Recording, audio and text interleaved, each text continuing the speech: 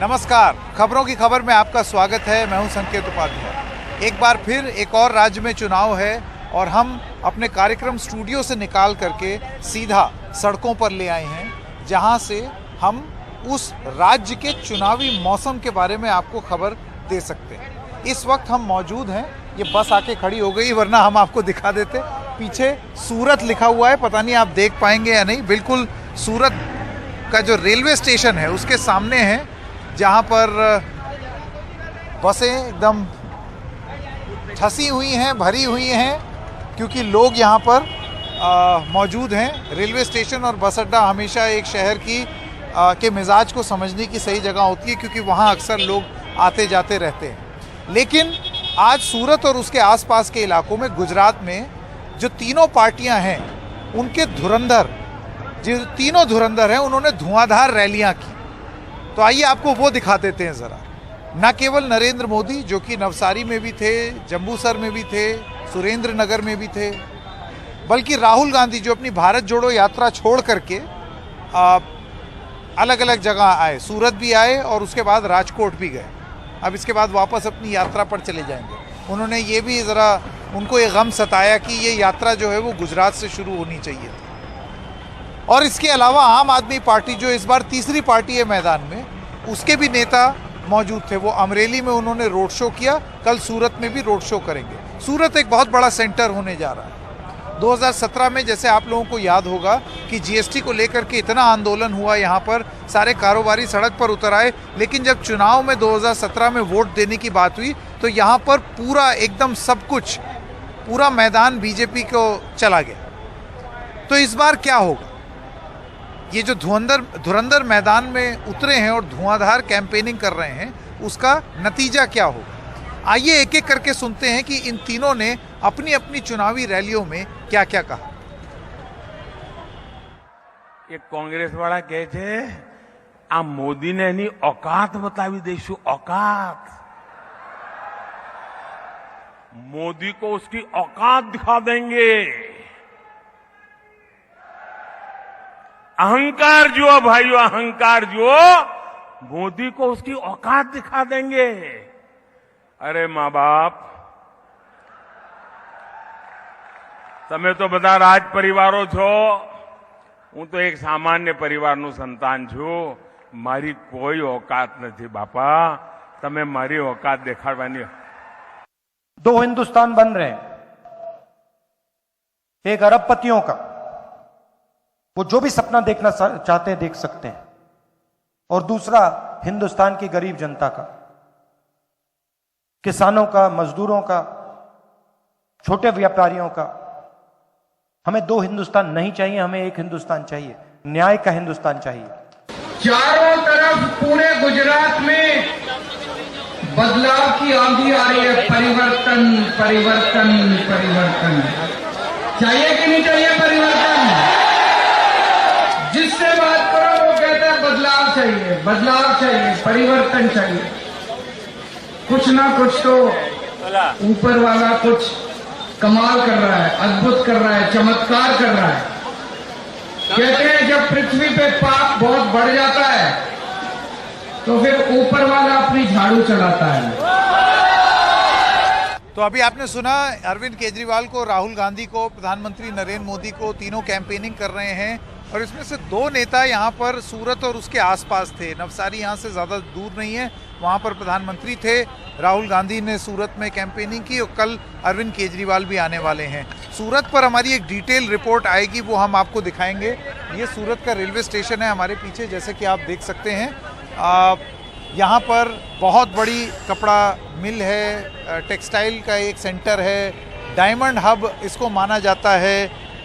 और ये माना जाता है कि एक व्यापार का बड़ा केंद्र, मतलब अगर आप राज्यों से तुलना करें तो आप इसको गुजरात का मुंबई समझ सकते हैं, उत्तर प्रदेश का कानपुर समझ सकते हैं। मतलब उस तरीके का शहर है सूरत, जो कि एक बिजनेस हब है। जैसे वडोदरा जो है वो सांस्कृतिक राजधानी मानी जा सकती है गुजरात की, वैसे ही सूरत जो है वो एक फाइनेंशियल हब, आर्थिक हब। तो इस आर्थिक हब में यहाँ पर कौन कितने पानी में ये वही सूरत है जहां अरविंद केजरीवाल के बहुत सारे काउंसलर्स जीते, उसके बाद उनको ये लगा कि परिवर्तन की एक लहर आएगी, लेकिन क्या वो लहर आएगी या नहीं आएगी, ये बड़ा महत्वपूर्ण होगा। जैसे कि अभी थोड़ी देर पहले हम आपको बता रहे थे, आपने देखा प्रधानमंत्री का सीधा पलटवार मधुसूदन मिस्त्री पर, कांग्रेस पार्टी पर। एक और चीज़ देखने को मिलती है कि प्रधानमंत्री अपनी रैली में ज़्यादा जिक्र अपने 27 साल का करते हैं, अपने काम का करते हैं, उसके बाद थोड़ा जिक्र करते हैं कांग्रेस पार्टी का, उस पर पलटवार करने के लिए, और बहुत कम जिक्र या बिल्कुल जिक्र नहीं करते हैं अरविंद केजरीवाल का। क्योंकि भारतीय जनता पार्टी के हिसाब से, जो हमने उनके समर्थकों से भी बात की, ऐसा लगता है कि अभी भी भारतीय जनता पार्टी ये समझती है कि गुजरात में उनका मुख्य रूप से मुकाबला कांग्रेस से ही है, आम आदमी पार्टी से नहीं। तो ऐसे में अरविंद केजरीवाल अपने आप को पाते क्या है? कहीं ऐसा तो नहीं है कि कांग्रेस एक ऐसी पार्टी है जिसके पास संगठन की ताकत है लेकिन वो हवा नहीं है ये जो चुनाव में चाहिए, और अरविंद केजरीवाल के पास हवा ही हवा है, और वो चुनाव के लिए जो एक संगठन की ताकत चाहिए होती है ज़मीन पर, शायद अभी वो उस तरीके से नहीं है। और भारतीय जनता पार्टी को इस चीज़ की खुशी है कि उनके पास हवा भी है और उनके पास संगठन भी है। क्या ऐसा होगा, ये एक बड़ी बात होगी, और उसका एक बड़ा केंद्र होगा सूरत, कि क्या ऐसा हो सकता है या नहीं। हम आज नवसारी में थे और प्रधानमंत्री ने वहाँ पर भी बहुत सारी बातों का जिक्र किया, वहाँ अपना भाषण दिया। उसके बाद हमने बीजेपी के कुछ समर्थकों से ये जानने की कोशिश की, जितने राजनीतिक रूप से जो सवाल नेता पूछते रहते हैं, हमें लगा कि हम सीधे बीजेपी के समर्थकों से पूछते हैं कि वो किस तरीके से देखते हैं, अरविंद केजरीवाल को किस तरीके से देखते हैं, राहुल गांधी को किस तरीके से देखते हैं, ये जो 27 साल का शासन है और राज है उसको किस तरीके से देखते हैं। 27 साल बाद भी उनको ये क्यों इतना कॉन्फिडेंस है कि वही जीतेंगे, और जब वो ये कहते हैं हम तो इस बार 150 ले आएंगे। आप सोचिए, पिछली बार तो 99 ही आई थी, मोदी जब मुख्यमंत्री थे तो भी 120 पर ही उतना ही आते थे। 182 में 150 पार का सपना बीजेपी कैसे देख रही है, क्या है उनके मन में, तो वर्कर्स क्या सोचते हैं, आइए जानते हैं। यहाँ पर प्रधानमंत्री अपना भाषण दे करके गए हैं। ये भारतीय जनता पार्टी के और प्रधानमंत्री के कुछ समर्थक हमारे साथ हैं, कुछ महिलाएं भी हैं यहाँ पर, उनसे पहले बात करते हैं। आप कहाँ, नवसारी से ही हैं? हाँ, यस। आपने सुना प्रधानमंत्री ने क्या बोला? तो आपको क्यों लगता है कि 27 साल बाद भी भारतीय जनता पार्टी को ही वोट देना चाहिए? मैं मान के चल रहा हूँ कि आप भारतीय जनता पार्टी को ही वोट देंगे। हाँ जी, हाँ। हम भारतीय जनता पार्टी को ही वोट देते हैं। हाँ। मोदी जी का काम क्यों? होता है। हाँ, क्यों? हम उसके आशिक है, ये भी हमारे आशिक अच्छा, है। किसके? बीजेपी के आशिक? बीजेपी, मोदी जी की। अच्छा। आपको क्या लगता है, अभी उन्होंने आज जो भाषण दिया उसमें ऐसी क्या बात थी जो आपको लगा कि ये बिल्कुल सत्य है, करके दिखाते हैं, इसीलिए हमें बहुत पसंद है। अच्छा, इस बार अभी एक तो कांग्रेस पार्टी तो है ही, भारत जोड़ो यात्रा छोड़ करके राहुल गांधी आए हैं, इसके अलावा आम आदमी पार्टी के अरविंद केजरीवाल भी हैं यहाँ पर। एक नहीं, दो विपक्ष हैं, उस पर आपको क्या कहना है? ऐसे तो मैं तो बीजेपी को ही मानती हूँ, क्योंकि इतना सारा बढ़िया काम किया है जनता के लिए, जनता के भाग्य के लिए इतना सारा काम किया है। जो कह रहे हैं एक मुंह को केजरीवाल ने, वो नहीं, मैं तो बीजेपी को। एक सेकेंड, एक मोको नहीं, एक धोको। केजरीवाल, एक धोखा केजरीवाल ने। पहले ना केजरीवाल कौन है?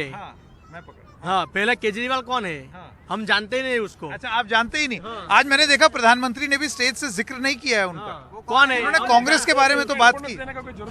उनको इम्पोर्टेंस देने का कोई जरूरी नहीं है। उनको कौन जानता है? गुजरात में कोई नहीं जानता है उनको। मतलब वो दिल्ली में, वो दिल्ली का जाने, मतलब गुजरात। मुख्य मुकाबला बीजेपी का किसके साथ है गुजरात में? बीजेपी का मुकाबला ऐसे तो है ही नहीं। बीजेपी आने वाली है, वही बहुत भारी। बीजेपी वन साइड है और वन साइड हमारे यहाँ एक सूत्र है, एक का चाले मोदी चाले, एक ही चलेगा, मोदी ही चलेगा। एक का चाले मोदी चाले। लेकिन देखिए, एक सवाल मैं पूछना चाहता हूँ, 27 साल हो गए और 27 साल के सवाल बहुत सारे हैं, प्रशासन से सवाल हैं, अभी मोरबी का हादसा हुआ उससे जुड़े हुए सवाल हैं, फिर भी आप कहते हैं कि इसी सरकार में आप विश्वास दिखाएंगे। नरेंद्र और भूपेंद्र की सरकार क्यों? भैया, सवाल होके तो 27 साल कोई सरकार चलती ही नहीं है। कोई सवाल ही नहीं है, सब खड़े किए हुए बोगस सवाल है। लेकिन पिछली बार 2017 में आपको याद होगा 99 पे भी आ गई थी यही इस सरकार। बार नहीं होएगी, इस बार 99 की नहीं, इस बार 150 आराम से होएगी। अरे ऐसे 150 आपकी तो जितनी हाइट है उतना ज्यादा नंबर दे दिया आपने। हमारे प्रदेश प्रमुख CR पाटिल साहब ने संकल्प लिया है 150 आराम से और जंगी बहुमति से जीतेंगी और भाजपा की सरकार ये थोड़े बहुत किसके लिए छोड़े हैं आपने? चिमन भाई पटेल का रिकॉर्ड भी टूटने वाला है। थोड़े बहुत छोड़े हैं कि थोड़े बहुत कोई पुराने कार्यकर्ता है उनको थोड़े बहुत मिल जाए, जैसे तो ऐसे तो 182 ही मिलने वाले हैं, लेकिन थोड़ा तो बीजा माटा જોઈએ ना। विकास की बात करें तो खेलने हाँ विकास की बात करें तो गेम्स के लिए बहुत सारा आयोजन किया है नरेंद्र मोदी जी ने।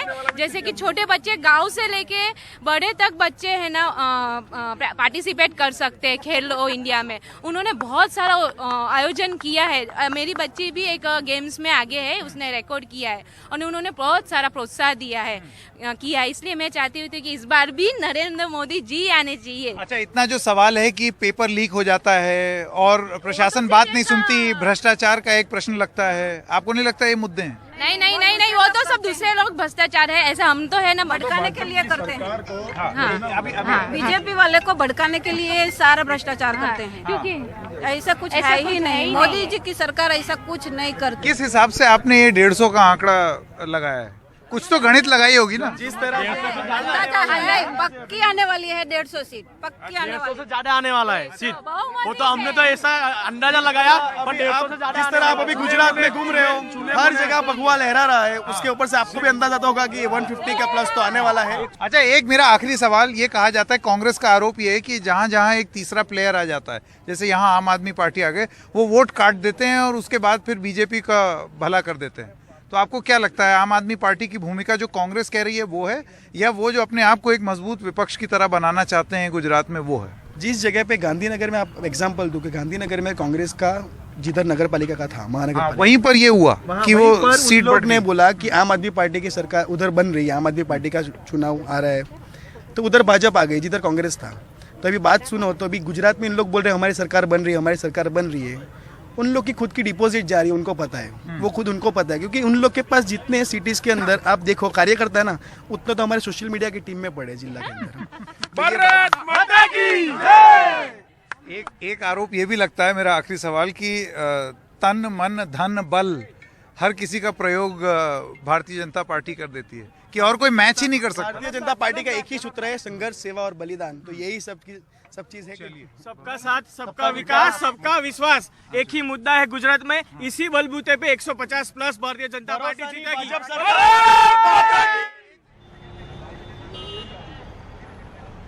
तो इसी में अभी ये पूरी बात आपको नहीं सुना पाए, इसमें जब ये बीजेपी वाले कह रहे थे कि 150 पार हो जाएंगे, तो मैंने कहा कि फिर बाकी किसके लिए छोड़ा है, वो भी आप ले लेते। तो उन्होंने बोला कि नहीं, विधानसभा में कोई तो चाहिए टेबल पीटने के लिए, हमें चुनौती देने के लिए, तो उसके लिए उन्होंने 30-32 छोड़ दिए कि उतने में बाकी लोग खेल। एक छोटे से ब्रेक के लिए रुक रहे हैं, ब्रेक के बाद जब आएंगे तो आपको सुनाएंगे लोगों की बातें। देखिए, ये तो हो गई कांग्रेस और बीजेपी की बात, आम आदमी पार्टी भी चुनौती दे रही है। तो अमरेली में आज एक रोड शो था, वहाँ पर लोगों के मन में क्या है, लोगों से बात की हमारी सहयोगी तनुश्री।